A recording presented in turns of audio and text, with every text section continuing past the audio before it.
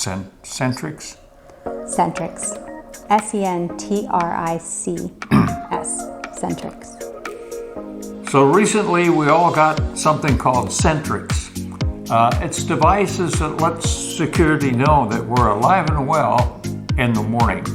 And by coincidence, all three of these devices there's one there in the bathroom. Can't see it, but I'm going to show it to you. Got one on the door, got one on the fridge, and we got pull cords too. We have pull cords, okay.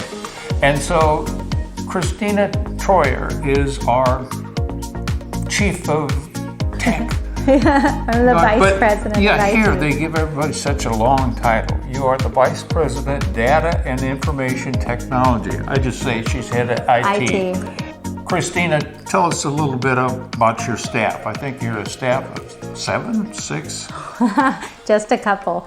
So my staff includes Austin, who is our head of life safety, Hasiel, who also is our network engineer, and he does Wi-Fi and networking and your firewall, Dee Donahoe, who is our applications manager, and Richard, he does endpoints, and that's for mostly for our staff members, but I know that you guys have seen him here working hard and helping you, especially sometimes when Tiger's not available. Yeah, and Tiger is IT, but I don't think he works under you, does he? No, Tiger doesn't report to me, but because he does primarily resident services, he reports to Wendy. Mm-hmm. So my team supports kind of everything and a lot of employee items. Yeah. I've got questions about these devices, like how do they work? Now, the good news is you don't have to know how they work. They're already installed. They are working. You don't need to touch them. But I'm always curious, so we're going to find out a little bit. Let's look at these devices one at a time. Okay, so this is the one on the fridge, which you hardly even see until you open the door. And I kind of took this one apart a little bit already and made it loose, so yours doesn't obviously look like this, but I wanted you to be able to see that there's a couple pieces. And one piece here is your backup battery. And then this here, this little board. And what it does is when the connection is changed, so when it opens, and then when it closes again, that connection is sent through all this here as a radio frequency out to the repeater in the hallway. So then it has to have a tiny antenna and it has to have power to radiate a signal. So you have your power source here. These batteries last sometimes up to 5 years, 3 to 5 years is the estimate. Wow. But if the battery does start going bad, it actually gives us about a couple weeks notice to let us know to come here and change it. And our current program is nice because they give us free batteries, and if this breaks, I send it back, they send me a new one. But these are extremely durable products. This code here, it registers, and this way we know that this device specifically is in, a certain apartment. So these model numbers and things like this we track, and they're in the background. It only collects the radio signals from 6 a.m. to 10 a.m. So it's not, even though it's working all the time, it's not collecting the data on it all the time. The data collector is limited. So do you want to see what a repeater is? Yeah. So the door sensor is the same. You'll notice here that you can have a pretty big gap and it still will work. Yeah. So even though these aren't pressed right up against each other, this is installed correctly. Let's see if we can find a repeater. Easy. So this is a repeater, and this is what's taking and receiving that radio signal, and then this is plugged into that special plug that we made there, and that plug runs on generator power. So that's when we say this runs on generator, we're saying that this repeater will get signal from the battery devices and will transmit even if there's an outage. The bathroom one is really cute. Yeah, it's sneaky. You can't even see it really, but it sits in the water and it's kind of like a bobber. And then let's flush the toilet. Yeah, it's its own flow.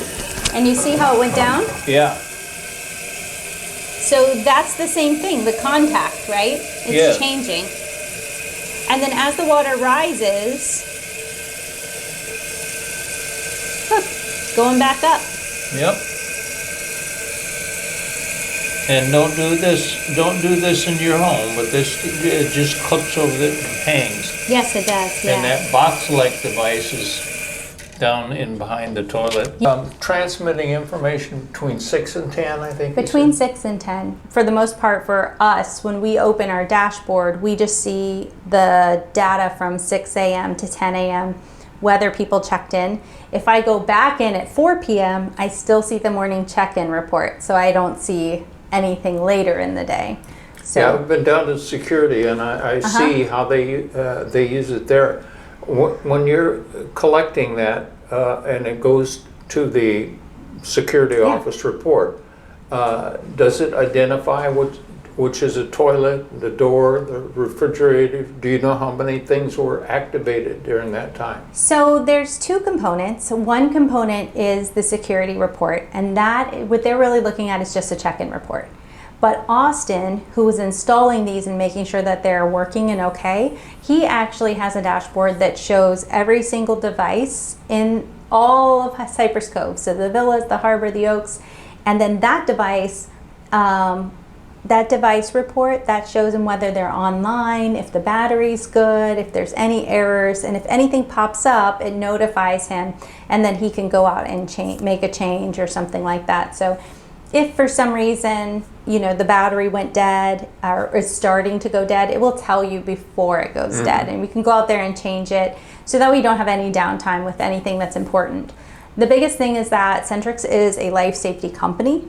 So their entire focus is on safety. And so they have a lot of really wonderful processes to make sure that things don't get unnoticed. So it's very easy for us to not only check and see who's checked in, but also to see that all the devices are online and that they're functioning like they should. And then if I understand you right, the residents don't need to worry about looking for that if the battery's getting weak.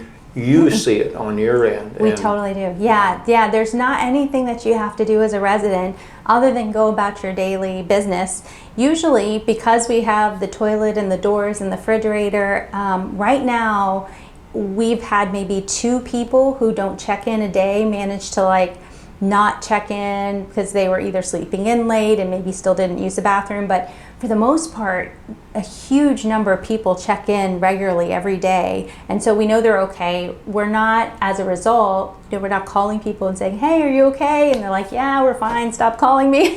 Yeah. So, we're making sure that we know better that you're up and awake. The other thing is with the motion sensor check-in, sometimes your window curtain or a dog or a pet could jump in front of it. It's just counting motion. But we've asked, and nobody's animal on the first floor is flushing the toilets. So we've managed to have a product, which I really love, which requires a human interaction. So we know that you're doing well because you're up and you've moved across your house and you've had to pull something or push something and interact with it in a little bit more of a physical way. Let's talk about the pull cords. With these new mobile versions, they are able to be put wherever we need them. Okay. So because these are working here on battery again, and you can see here, this is just a connection that we can drill straight into your wall. Yeah. This one's been installed over top of the old pull cord location, but here, these ones work just the same as the others, and we can place them in different places. So some people who didn't have the option of, having their bed where they wanted it and having a pull cord next to the bed, we were able to actually adjust to how their home was and make sure that they had a pull cord. This is also a check-in button. So if you're just used to hitting the check-in button, if that's what you like and that's what you've done for years, you can check in, but we won't have the same thing, the light that would come on in the morning that was kind of annoying some people. Yeah. That light isn't in this version. So you just have to know when you hit the check-in button that you've checked in. Yeah. When you hit it hard enough, I don't know if you saw, a little light comes on. See the light? Oh yeah, there it is. So that's letting you know that you pushed it hard enough to check in. Oh gee, I want to push it. Oh, there it is again. Okay folks, now no playing with your pull button. Now, the most important thing is that if you are in an emergency and you need security, you want to pull the pull cord, and then if you're like, oops, I didn't mean to, you can hit that check button and it will make the pull cord call go away. Okay, Christina, we're in, by the way, the marketing suite on the third floor, and beautiful furniture in there. Yeah, it's nice here. So I've done the tour, and it's been so fun to be able to see the working parts. What makes this system superior to what we had before? I think in some ways it's the simplicity too. You know, with K4 we had 4 different things that had to work to make everything work for check-in. So we needed Wi-Fi, power, you need the Amazon data center to be up, and then you also need the K4 program to be functioning. And sometimes if one of those things would get knocked out, we would just lose all our check-in. So with this system, it's much more simple, and it's running just on batteries and then linking to the generator.